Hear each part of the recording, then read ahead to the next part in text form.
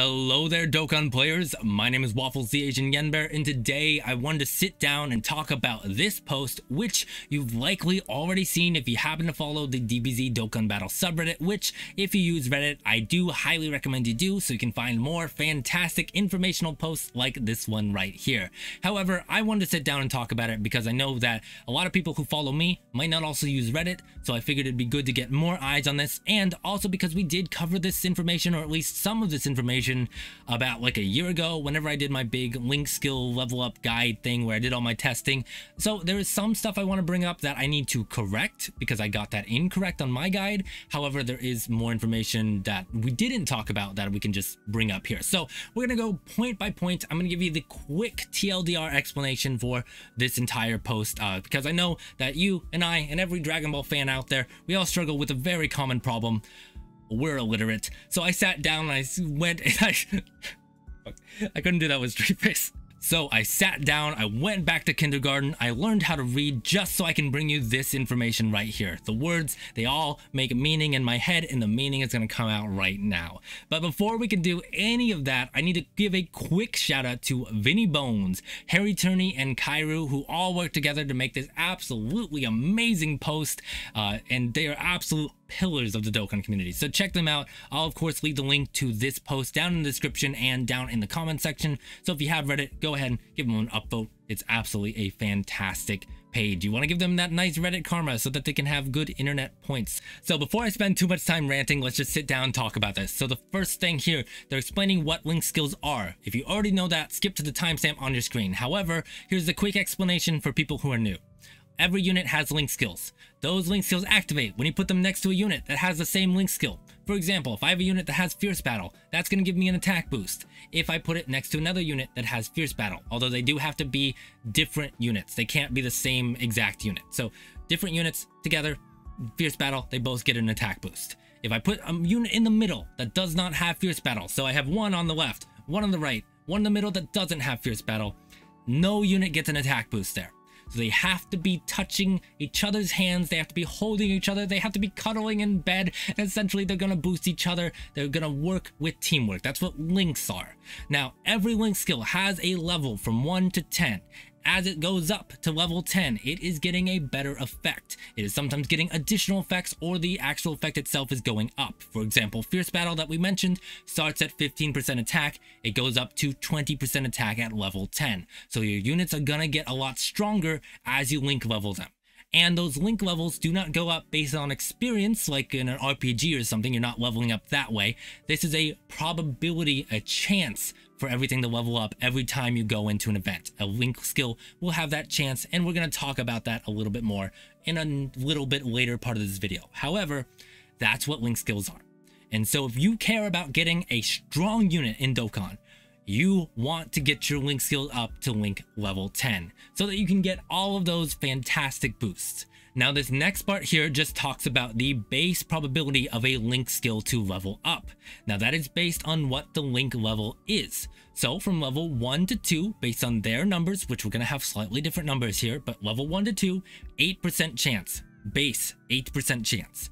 2 to 3, 5%. 3 to 4, 3%, 4 to 5, 2%, 5 to 6, 1%, 6 to 7, 0.9%, 7 to 8, 0.7, 8 to 9, 0.5, and 9 to 10, 0.3. So from a level 9 to 10 link skill, that is going to be a pretty low base percentage. You guys have probably noticed it's pretty rare. Now, the reason I mentioned our numbers being a little bit different is I did do a video testing a lot of this stuff a long time ago. Again, it was like about a year ago. So my numbers for level 1 to 2 and some of the other ones in the early levels are a little bit lower. So my level 1 to 2 is 5.5%. From 2 to 3, 3.6, 3 to 7, 2.7, 4 to 5, 2.2, 5 to 6, 0.94, 6 to 7, 0.91, and essentially these are going to be about the same. So 7 to 8, 0.65, 8 to 9, 0.5, and 9 to 10, 0.3. So towards the later ones, we have about the same, but early on, we have slightly different. It doesn't really matter, but essentially you should know you have around a 5 to 8% chance for a level 1 to 2 level up. But this next part here talks about stamina, which is really important for us to sit down and talk about, because there's something that myself, as well as many other Dokkan YouTubers, believed that I think is important for us to correct. A lot of us saw that events with higher stamina would have a higher link skill probability rate, which is why we recommend stage 23-8. However, this post clarifies that the actual multiplier here going into an event is not related to stamina. Higher difficulties tend to have a higher multiplier, but it is not directly related to stamina. So for something like Bpan, it has a 2 times multiplier, but it costs 100 stamina. Where something like the Turtle School event, which costs I think 30 stamina, I don't actually know right now, but it's the daily event that you should be doing. If you haven't been doing that today, stop this video, pause it, go do it, come back. But essentially that has a 4.5 multiplier, even though it costs less stamina. So stamina is not directly related. However, higher difficulties tend to have a higher link skill probability rate. But essentially this matters because you take your base rate, that let's say 8% chance for level 1 to 2. You multiply it by the event's link skill level up probability rate. So let's say we're talking about Bpan. It has that 2 times multiplier. So you take that 8% chance, go into the event, and now you have a 16% chance per fight. So not as great of an increase as we thought. However, that's how the calculation works. Now, the next part here, this is just going to be an example, giving you kind of an example of how it works here. But the main point that's put out in bold here is that 23-8 is not the best part, because when you enter an event, as soon as you click the go button and you load into the map, all of your link level ups have been rolled. All of the chances have been found out, and they have been assigned to individual fights. Now, the problem with 23-8, those fights are randomly spread out through branching paths, which means if you go into the event, you have a high probability, whatever, it rolls and it says, yes, your link level is going to go from 9 to 10 on this space. You have no way of knowing which space that is, so you don't know which branching path to take, which means you're going to miss link level ups. And that is a very important correction, because myself included assumed that since everyone said 23-8, that was going to be the best one, because it made sense, lots of fights, lots of stamina. However, this is correcting that. So 23-8 is not the best place to go get link level ups. And we're going to talk about the best place in just a little bit. That's a spoiler. That's coming at the end. You can just, of course, you could just click through the video, but I'd appreciate it if you didn't. If you watched through, that helps me a lot. This is just an example here. Kamehameha right here. If they're going to Turtle School, if you use their 8% chance to go from level 1 to 2 times 4.5, 36% chance. I'm assuming their math is right. I'm not going to correct that, but I'm assuming it's correct. So you have a 36% chance in Turtle School to get a level 1 to link to level 2. So that's just essentially the calculation. Base probability times individual event multiplier. That's it. So going into the actual stages here, these are 3 common stages that have been brought up as good for auto link leveling. Now, the main reason why auto link leveling is going to be different, and why we're going to have different stages for this, is because when you try to use the auto map function, it does not prioritize items, it does not prioritize fights. It prioritizes the fastest way to get through. So it will always click the highest number. The problem with that is that it is going to make you miss many fights, which means you are looking for a stage that has a lot of stop fights. So you can use your high number. Let's say you roll a 6, you go 6 spaces, you'll be stopped on the second space because there'll be a stop sign. So you're trying to get a stage with that, a quest event with that. So area 8, 9, and area 7, 10. Both of them have an individual stage multiplier of 0.7. So you take your 8% chance and you multiply that by 0.7. So your level up is a little bit lower than in something like the Turtle School event.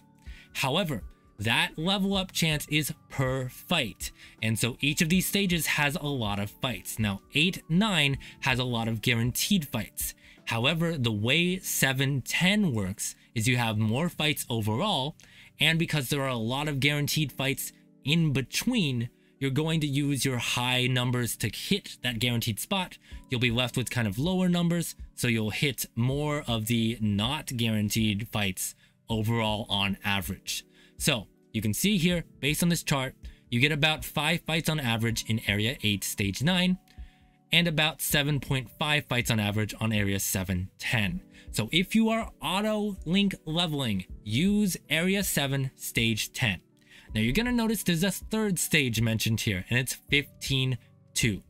Now you hit about 5.75 on auto, but because it is later in the story, you have a higher individual stage link level up multiplier, 0.8. It is a 0.1% higher.